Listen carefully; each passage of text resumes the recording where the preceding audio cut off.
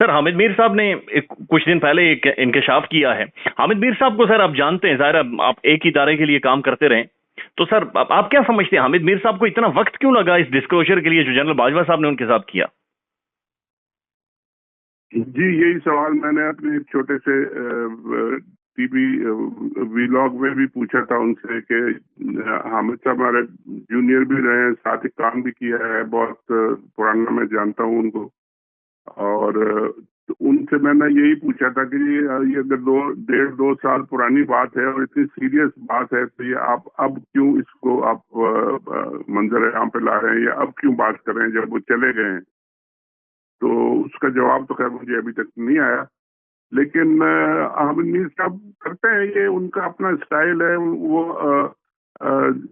وہ جب بھی بات کرتے ہیں ان کے ذہن میں ہوتا ہے کہ اس میں سے کوئی خبر نکلے، اس میں سے کوئی سینسیشنل چیز نکلے جس کے بارے میں پھر پورا میڈیا ڈسکشن کرے، کوئی ایک نیا باکس کھلے جس کی اور پھر اس میں بات چیت ہو. تو ٹھیک ہے انہوں نے یہ بات کی، لیکن اس کا ڈینائل ابھی تک کہیں سے نہیں آیا. میں تو اس بات پہ حیران ہوں کہ خود باجوہ صاحب نے نہ ڈینائی کیا، نہ ایس پی آر نے کیا، نہ کسی اور آرمی والے نے کیا. سر جب D G I S P R صاحب سے باقاعدہ سے میر صاحب کا نام لے کر سوال پوچھا گیا تو تب بھی سر انہوں نے بات کو کافی ادھر ادھر تو کر لیا، گول مول کر دیا، لیکن ایگزیکٹ جواب نہیں دیا کہ جنرل باجوہ صاحب نے یہ گفتگو ایگزیکٹ کی تھی تو کس میرٹ کے اوپر آ کر کی تھی، کس طرح سے کی تھی. یہ تو ایک بڑا اسٹیٹ سیکرٹ ہے. نہیں، یہ ساری باتیں جو ہیں اگر دیکھیے، یہ حامد میر نے بھی کہا کہ جی اس وقت ہم نے نہیں بتائی یہ باتیں کیونکہ یہ آفیشیل سیکرٹ ایکٹ سے لگ جاتا. تو وہ تو آفیشیل سیکرٹ ایکٹ تو اگر اس ابھی لگ سکتا ہے تو وہ کوئی آفیشیل سیکرٹ ایکٹ تو غائب تو کہیں نہیں ہوا، اور نہ کہیں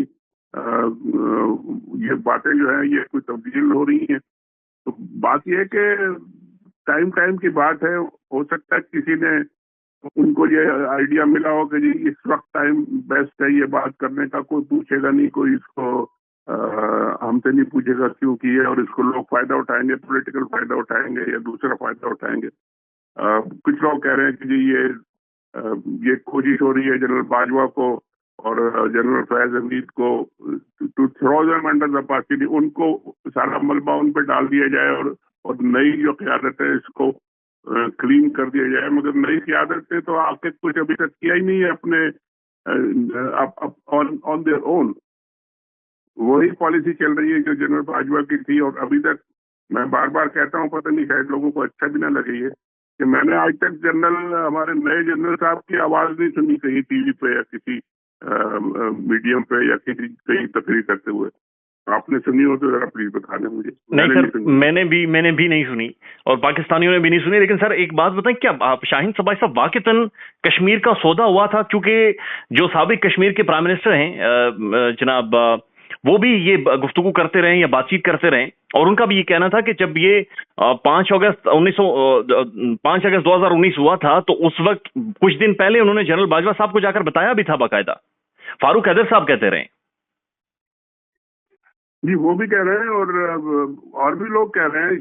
شیخ رشید صاحب نے بھی کہا ہے کہ جی جنرل باجوہ صاحب کا یہ خیال تھا کہ جی یہ جو ان کا ایئر فورس کا پکڑا گیا تھا ابھینندن صاحب، اس کو فوراً واپس کر دیا جائے، گھنٹے میں واپس کر دیا جائے اور رکھا ہی نہیں جائے. کچھ لوگوں نے پھر انٹروین کر کے ان کو کچھ 1 آدھ ہفتے یا رکھ لیا تھا.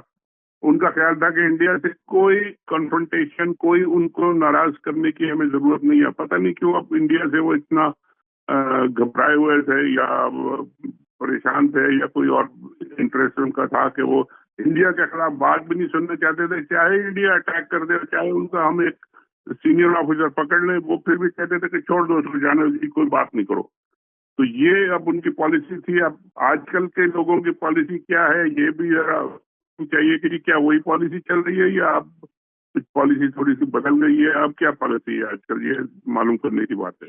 سر یہ جو جنرل باجوہ صاحب کی اسٹیٹمنٹ تھی، حامد میر صاحب کوٹ کر رہے ہیں، ظاہر ہے ڈینائل نہیں آیا.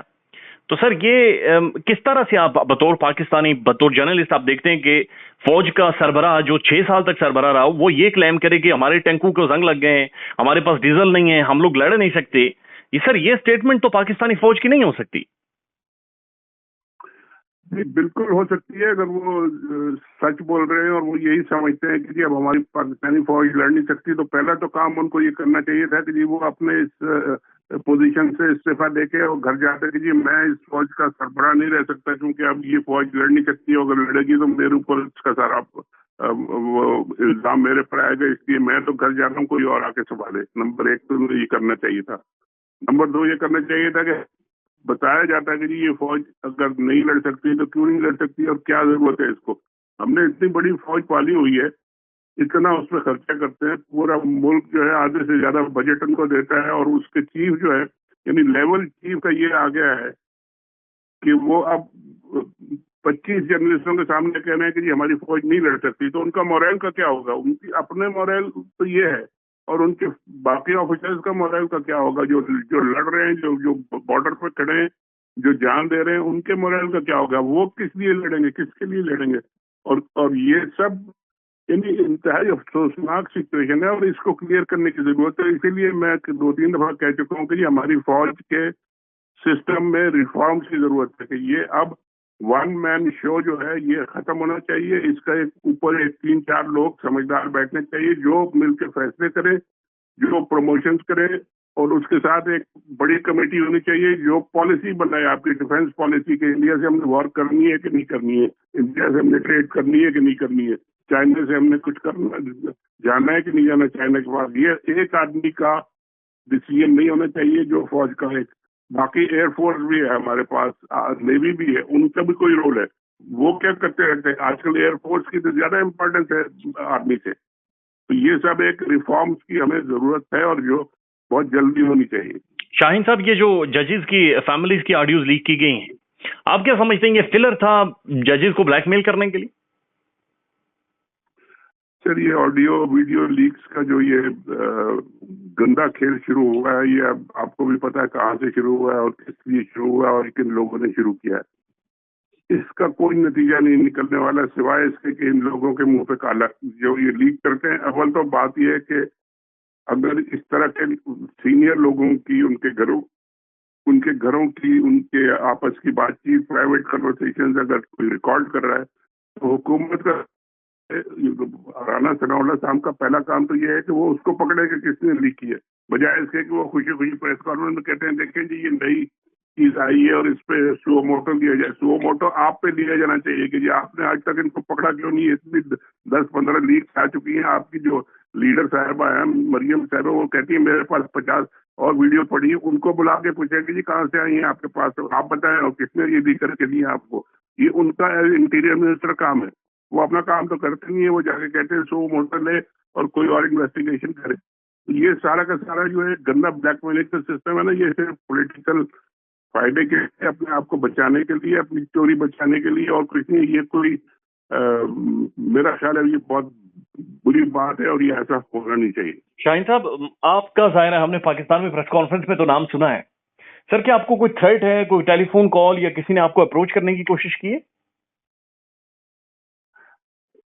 دیکھیے، یہ مجھے بہت پرانا اس کا تجربہ ہے۔ مجھے 2003 میں جنرل مشرف صاحب نے بھی اسی طرح کے تھریٹ کیے تھے، انہوں نے واشنگٹن میں آ کے تھریٹ کیے تھے، اپنی تقریروں میں یہاں پاکستانی کمیونٹی کے ڈنر میں نام لے کے تھریٹ کیے تھے۔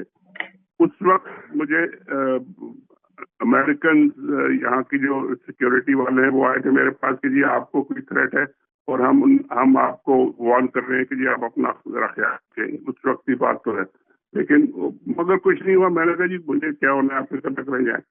اور مگر ابھی اس کے بعد جن لوگوں نے وہ جو کیا تھا، تھریٹ دیے تھے، اور جو کچھ ہوا تھا اس وقت، وہی آئی ایس آئی کے افسر، وہی آئی ایس آئی کے لوگ 2 سال بعد جب ریٹائر ہو گئے، جب مجھے ملے ہیں وہ تو ہاتھ جوڑ کے